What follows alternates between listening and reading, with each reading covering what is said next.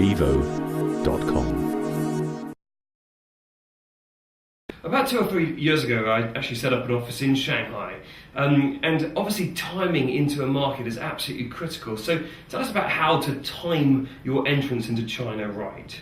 This is the $64,000 question: is that how do you get the timing right? We can't tell. You know, there's no kind of guidelines on this one, is it? It's almost a matter of luck, you know, because you can never get everything in place in a perfect way, and the timing for one product will be the wrong timing for another product.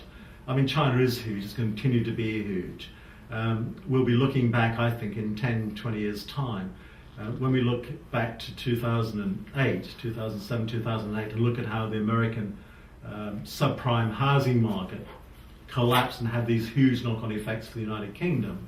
We'll be looking back in 10 years' time and think, good heavens, that's a different world to which we're in now. Because what will be driving the financial markets, what will be driving interest rates, what will be driving, therefore, the availability of credit, will be decisions taken by the central government of China and possibly of India. The United States and the financial market of the United States will be but one of a number of players. We are moving into from a unipolar driver of global economic trends into a multipolar driver of economic trends, which the United States is just but one player. And of course, you know, by 2025, 2027, it's estimated that China will account for something like 25% of world trade. You then throw in India, you throw in Vietnam, you throw in Indonesia, the Philippines, Brazil, Russia. Russia's reasserting itself, of course, in all sorts of ways, including financially. That's the next step, it seems to me. Russian sovereign funds will start taking a much more closer interest in acquisitions in Europe, United Kingdom, United States. So the whole kind of macroeconomic environment is going to be very different in 5 to 10 years' time. That's why I described the books, or that's why I titled the book as Global Remix. Surely, with all the talk about China, the right thing to do would just be get on a plane, go to Shanghai, set up a WOFE or a wholly owned foreign enterprise, and just get on with it.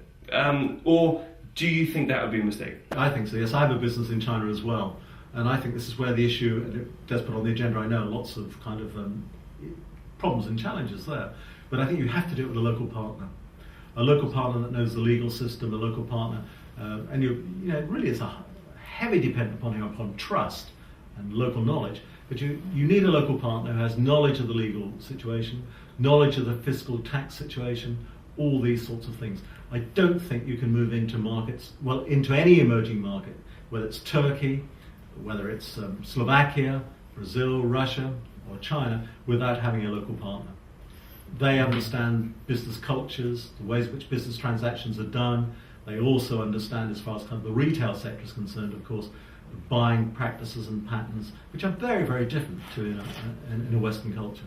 2 or 3 years ago, when I launched our office in China, I decided to turn up early on the first day because, well, first of all, I had the key, but also to try and set a good example. And I turned up at 7:30 or 8 o'clock, and the entire startup team was there. They'd been there, they were waiting for me to let them in, to get on the phone and start trading. And that was after a sort of 1 or 2 hour commute for many of them. So how are we going to compete against that work ethic? I often make this point in corporate presentations.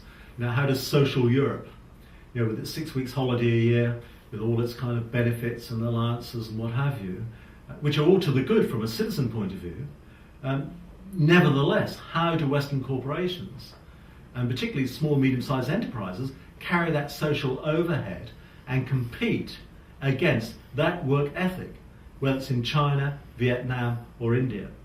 And I remember 2 years ago, French teenagers were marching the streets in Paris, demanding having permanent jobs. What planet were they on, in view of what's going on in China, what's going on in India? I think it again comes back to my point, how in a remixed global economy, the business agenda for the next 10 or 15 years is going to change fundamentally, having a huge impact upon all of us. What happens in India and China in the emerging markets is not just going to affect the interest we pay and the cost of our mortgages and loans, it's also going to affect how we do business. And it's going to put an added premium on Western companies to be competitive on the basis of innovation, research and development, and therefore capturing talent and keeping talent. Talent is the only asset, the only resource Western corporations have to compete against the corporations of India and China. If you're going to try and target China as a market, how important is it, do you think, to actually have a local presence there? I think it's difficult. It depends what kind of business you're running, of course. You're managing. I mean, in terms of financial services, I suspect you could do that. But generally speaking, I think you need to have a presence in the market in which you are trading, because only in that way, particularly in China, can you develop the personal relationships, the eyeball, and face-to-face contact. I remember when I set up my business in China, 5-6 years ago now, with my Chinese partner. I was invited to this dinner, big round table. The dinner lasted for about 3-4 hours, something of this sort.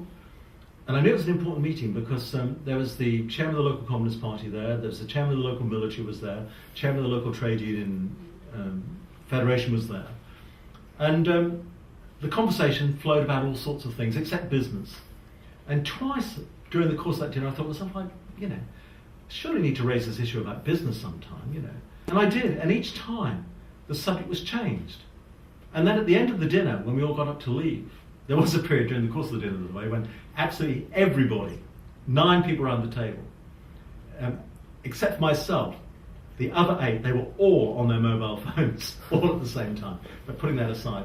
But at the end of the dinner, we all shook hands and said, thank you very much. The host for the dinner said, a car will come collect you tomorrow morning at 7 o'clock to bring you to our offices. In other words, that dinner was about, is this guy credible? Is he honest? Does he have anything to contribute? Etc. So you can't do that through emails. You can't do that on the internet. And that is why, of course, business opportunities and the internationalization and globalization of business is creating more and more business travel. People say, with the email and with the internet, you don't need to have meetings. It creates more meetings, not less. You need that face-to-face presence. Anyone can go to do business in China. The first thing they should do, otherwise it's bone laziness, is to buy a book on the history of China. Just to learn about the dynasties.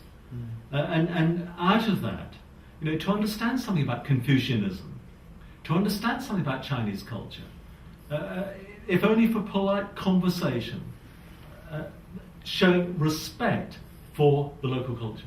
I'm assuming that it's taken for granted that you understand about chopstick etiquette and business card etiquette, etc. Absolutely. That's taken for granted. But the trouble is that companies have these briefing sessions for their colleagues who are going to go there, and they think that's enough. It's not. They expect that, they assume that, they take that for granted. They want the person who really does show a genuine interest, who can ask questions about the Ming dynasty, who can ask questions about rural life in China in the 18th century. You've got to do your homework to get the credibility. Do you think in 3 to 5 years we'll all be saying ni hao? Do you think as a nation we all need to start learning Mandarin? Well, you've touched upon a very important point there in terms of Mandarin, and that is that 1 or 2 schools, I don't think enough, 1 or 2 schools are now teaching Mandarin as a second language instead of French or German. And in Scandinavian countries, it's becoming more and more common that Mandarin is taught as a second language. You learn French when you get middle-aged as preparation for buying your retirement cottage. You don't learn French for business purposes anymore, but you learn Mandarin. Bevo.com